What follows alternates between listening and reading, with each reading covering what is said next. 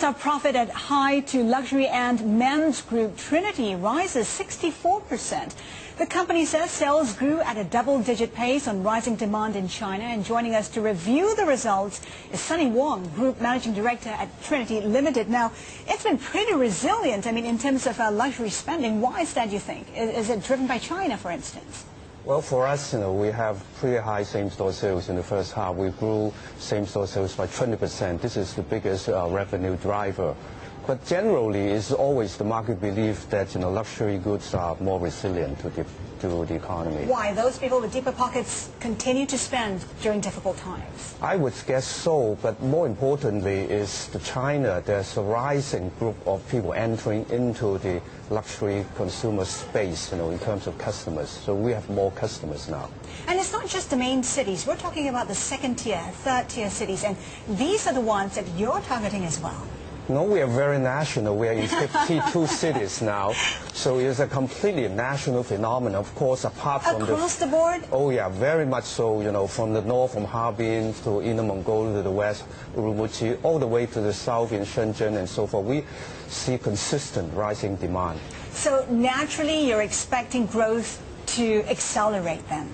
What kind of numbers are you looking at? Well, I would still expect the second half year growing at a sort of mid-teens same-store sales growth rate. So it's still a good number, although we are always cautiously optimistic because of the fact that we're all talking about possibility of a slowdown.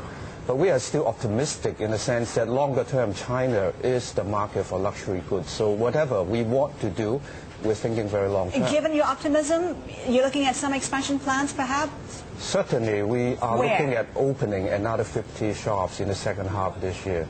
50? 50. Where exactly will they be located? Again, very national, everywhere. There will be a lot more cities, a lot more shops in the second-tier, third-tier cities. You alluded to the fact that the Chinese economy may be slowing down. How are you preparing for that? Well, we have been growing pretty fast for the past, so even if the growth rate is a little bit slower, this we believe is a short-term phenomenon. We would still follow through the strategy we had in the past.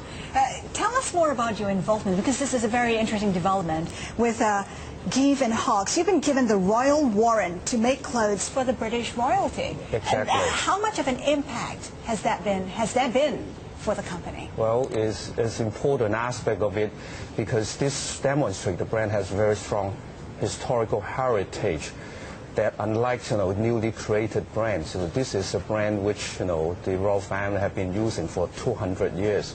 So this is a very strong vote of confidence, in terms of the customers' belief. And given that the Chinese are increasingly brand conscious, are they going to you in a bigger way? Yes, they are brand conscious, but at the same time, they are highly sophisticated customers now compared to a few years ago.